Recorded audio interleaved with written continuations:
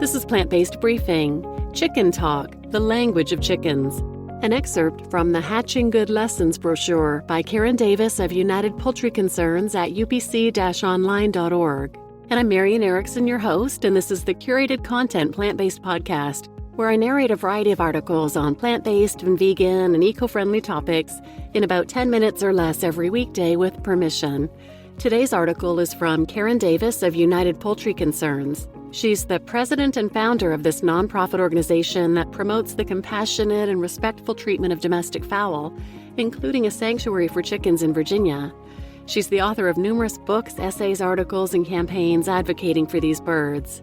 Her latest book is For the Birds, From Exploitation to Liberation, essays on chickens, turkeys, and other domesticated fowl.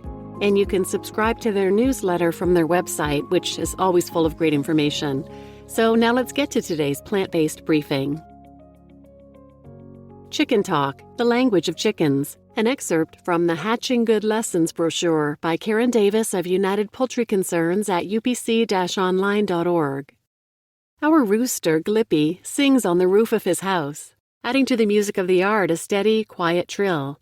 Living with chickens has made me realize how tuneful and talkative these fascinating birds are. The language of chickens is an essential part of their personalities and of their highly developed social life. Chickens start talking even before they are born. About 24 hours before a chick is ready to hatch, it starts peeping to notify its mother and siblings it is ready to emerge from its shell. This activity, which biologists call clicking, helps synchronize the hatching of the baby chicks. A communication network is established among the chicks and between the chicks and their mother, who must stay calm and unruffled for as long as 2 days while all the peeping, sawing, and breaking of eggs goes on underneath her. Since some of the chicks may have aborted in the shell during incubation, the peeps inform her how long she needs to continue sitting on the nest. Peeps and clucks. As soon as all the eggs are hatched, the hungry mother and her brood go forth eagerly to eat, drink, scratch, and explore. The chicks venture away from their mother, communicating back and forth all the while by peeps and clucks. The hen keeps track of her little ones by counting the peeps of each chick and noting the emotional tones of their voices. When a chick becomes separated from its mother, it gives a distress call, and the mother hen dashes out to find it, and if the chick is in danger, to deliver it, hopefully, from the hole in the ground, tangled foliage, or a threatening predator. Nesting calls. When a hen is ready to lay an egg, she gives a pre-laying or nesting call, inviting her mate to join her in finding a nest site. Together, the hen and rooster find and create a nest by pulling and flinging around themselves twigs, feathers, hay, leaves, and loose dirt, after they have scraped a depression with their beaks and feet. But first comes the search. Primeval grumbling, growls, and gentle squawks. When the rooster finds a place he likes, under a log perhaps, he settles into it and rocks from side to side while turning in a slow circle and uttering primeval grumbling growls, which may or may not convince the hen that this is the place. She may accept it, or they may look for another site. Throughout the search, the hen squawks gently with her beak open, followed by a series of short squawks of diminishing intensity to keep the rooster coming back to her while she is away from the protection of the flock. Egg cackles. Upon laying her egg, the hen gives out an egg cackle to announce her happy accomplishment. This brings the rooster quickly to her side, and together they rejoin the flock. To human ears, the egg cackle resembles the chicken's cry of alarm, but to the birds there's a clear difference. A hen with chicks will continue feeding during the egg call, but will dart for cover when the alarm call goes out. The "come over here" squawk. Often I have heard one of our hens call out to her rooster partner, "I'm all alone, get over here." Our normally quiet hen Petal raised a ruckus if her adored Jules was out of her sight for long, even if she had not just laid an egg. Her otherwise demure little voice became squawk, squawk, squawk. Hearing Petal, Jules would lift his head, straighten up, mutter to himself in what can only be described as chicken talk, and do an about-face. Off he'd go to comfort Petal, then silence. Cock-a-doodle-doo. Why do roosters crow? Remember that chickens are originally from the jungle. Their wild relatives have lived in tropical forests for tens of thousands of years. Perched in the trees and sensitive to infrared light, roosters see morning light at least 45 minutes before we do. They also have very keen ears, a distinct advantage when living amid dense foliage. It can be difficult to see a predator and keep track of one's flock when the subflocks are constantly moving from place to place while feeding. Through their crowing, every rooster can recognize the crow of at least 30 other roosters, probably more. As the protectors of the flock, roosters are always on the lookout. A shrill cry. If a rooster spots danger, he sends up a shrill cry. The other roosters echo the cry. Thereupon, the whole flock will often start up a loud, incessant drum-beating chorus, with all members facing the direction of the first alarm or scattering for cover in the opposite direction. All clear, all clear. When it looks safe again, an all clear query goes out from the rooster. First one, followed by the others in their various places. Eventually, the all-clear crow is sent up by the bird who first raised the alarm, and a series of locator crows confirms where every other rooster and his subflock are at this point. The Here's Food song.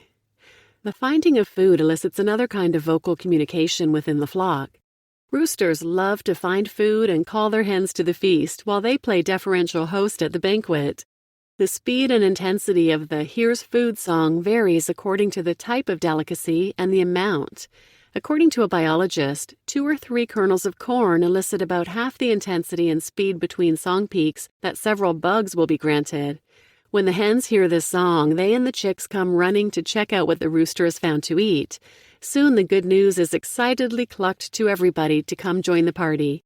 Hens call their chicks to food in a similar clucking voice.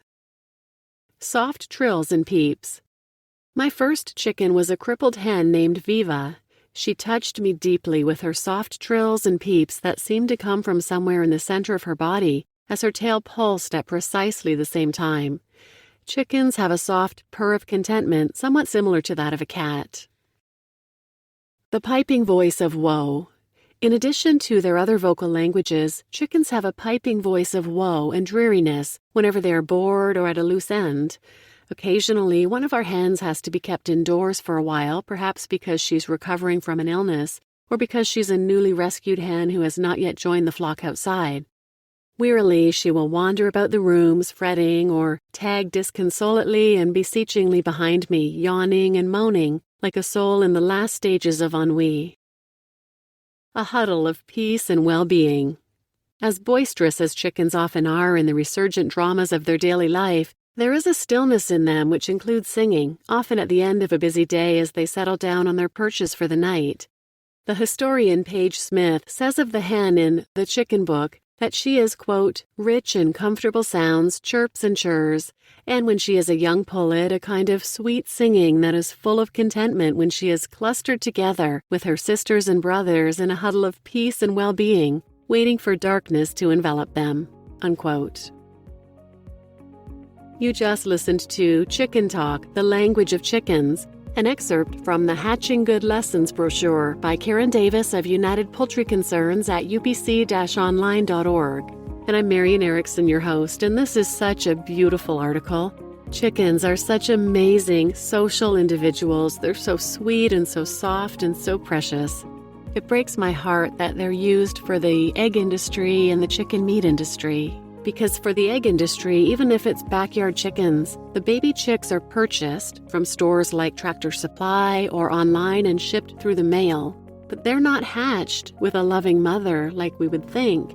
They are hatched in incubators in factories and then quickly put on conveyor belts where they're sorted, males and females. And the males are separated and they are killed immediately. They're either macerated in a giant blender alive or they're thrown in the trash alive. What a terrifying beginning of life. That's only going to get more terrible if they're raised on farms, often giant sheds with no light, no room to move, no dust bathing, no sunbathing.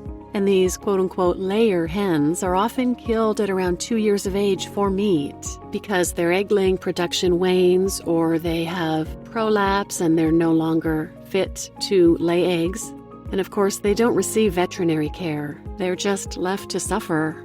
So eating eggs is far from harmless. And chickens raised for meat are often raised in the same types of conditions, even if they're quote-unquote free-range or humanely raised. And then they're killed at around 6 weeks of life. a fraction of their natural lifespan.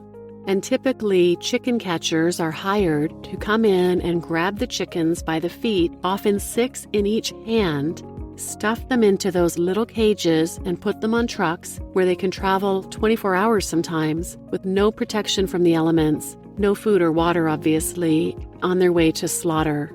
Then they're roughly grabbed or dumped out of these little cages and the horrific slaughter process begins. You may have seen chickens in those trucks going to slaughter. It is so incredibly sad. Many of them are dead in the trucks. They can't survive either the rough chicken catching or the trip itself. Very, very sad, especially when we know they are thinking, feeling, sentient beings, no different than a dog or a cat. So please share this episode with anyone who might benefit. Most people are surprised to learn how communicative and social chickens are. And as always, thanks for listening.